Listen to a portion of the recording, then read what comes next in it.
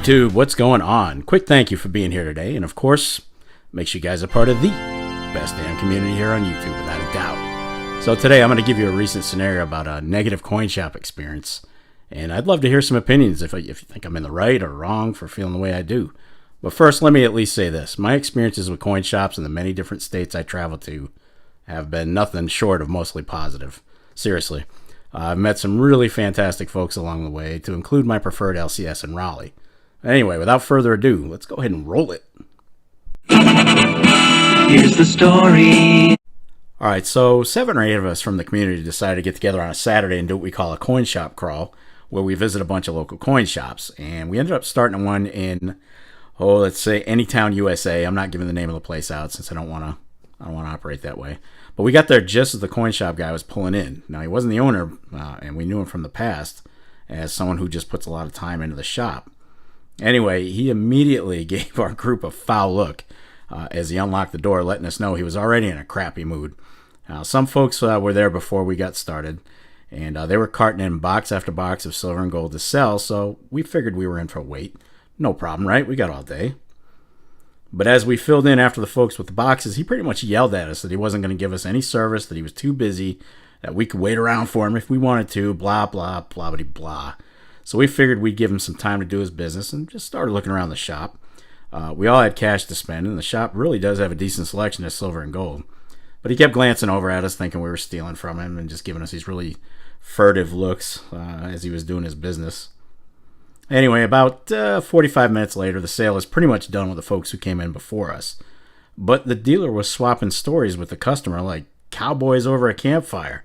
The only thing missing was the fire and the singing Kumbaya friggin' ya. The guy was still completely ignoring us, but we still held out hope.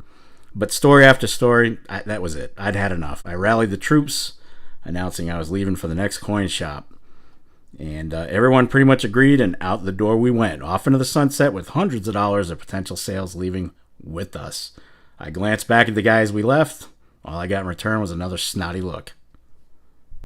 So let me qualify a couple of things. The guy was busy, he was by himself, and he was swamped. I completely understand that. And the folks who were selling were there just before we were, so yeah, it's completely legit that he took care of them first. I get it. That's not my gripe. But what I won't condone is the guy's attitude, which was crappy from the get-go. I mean, we weren't expecting preferential treatment as buyers. We just want to check out his stock and buy some stuff when he had a few minutes for us. Easy peasy, right? Now, most of us in the group know this guy, since he also deals at the coin shows throughout the year. And I've got to tell you, at least he's consistent. He's pretty much just as unpleasant at the shows, so at least he's not hiding who he is. What you see is what you get. But come on. He could have at least excused himself from the storytelling for a few minutes to kind of at least see what he could do to help us, or let us know that he was still going to be a minute. He didn't care, so neither did we. And as a result, I've simply made the decision to not support his business going forward. Very simple. And after that experience, I made it a point to speak to a few other dealers about what happened. And since they all know each other, nobody was really surprised. They know. And I asked them how they would have dealt with the situation, and they all pretty much gave the same answer. They would have completed the sale and then turned their attention to the group. They're not in the business of letting money walk out the door, especially after they just spent a ton of it buying up the first customer's stuff. So it was good to hear that things would have been done differently at different shops, and that's a scenario I'm good with. Look, absolutely take care of first come, first serve. No question. I'm completely down with that, and I'm not expecting anything different. But attitude goes a long way in customer service. Trust me. I have to put on a professional happy face every day with my job and dealing with clients. Unfortunately, that's not a skill I mastered over the years, and you can typically see disgust on my face. Even when I'm smiling, it's very apparent. I suck at acting, I guess. Anyway, we're getting ready to close this video out, but before I do, I'd like to pass on 5 nuggets of coin shop etiquette that we as customers can keep in mind. First one, number 1, respect the dealer's time. Even if the shop is slow with no customers, keep the shop talk to a respectful minimum. Since he or she most likely has other things to do, like fulfill online orders, do inventory, yada yada. I love talking to my LCS, but I have to realize he's got things to do before he can go home for the day, unless I'm filming a video which has been prearranged. Number 2, it's okay to haggle price. Just don't be pushy about it. Like saying, hell, even AppMax is cheaper than you. That's just not needed. If you don't like the prices at a dealer's shop or table, just walk away. They price their stuff at a point where they're comfortable they can make a profit and keep the lights on. Now, that said, I have no problem asking politely stuff like, is that your best price? Doesn't hurt to ask, right? All they can say is yes or no, or maybe work out a deal with you. Again, don't like it, don't worry about it. Besides, it's not like they're any worse than, say, Mike Mizak. I mean, that dude's a legit thief. Number 3, never engage in customer-to-customer transactions while you're in the coin shop. If someone's looking at a specific item and you have one for sale, maybe you got an extra one and you can give them a better price, keep that mess to yourself. The coin shop owner isn't paying for his brick and mortar, so you can do sales in their shop. That's just disrespectful. Number 4, don't go into a coin shop and brag to the dealer about better prices elsewhere. Okay, they don't need to hear that. It is what it is, and they pretty much know. If you can get it cheaper, then by all means, go to that other location and get it cheaper, right? And lastly, number 5. Be nice. Come on. Yep, be nice.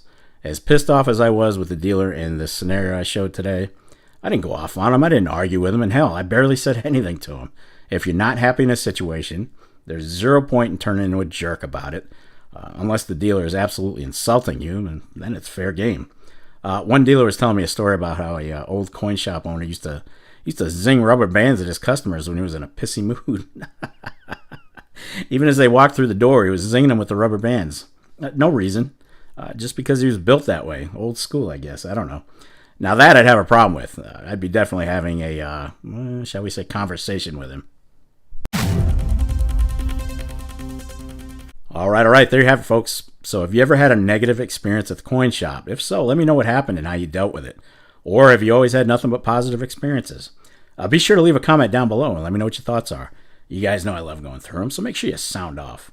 And that's going to wrap it up for this episode of the Silver and Gold Stack Attack. If you made it this far, well, kudos to you. I'll definitely catch up with you in the next episode. But in the meantime, you got to know what's up by now.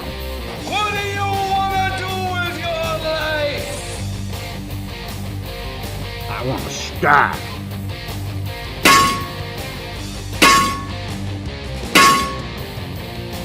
Damn right, get stacked. Stay safe and be well, everyone. I am out of here. Peace, folks. See you on Sunday.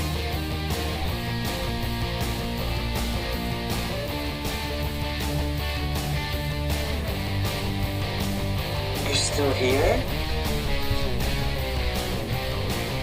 It's over. Go home.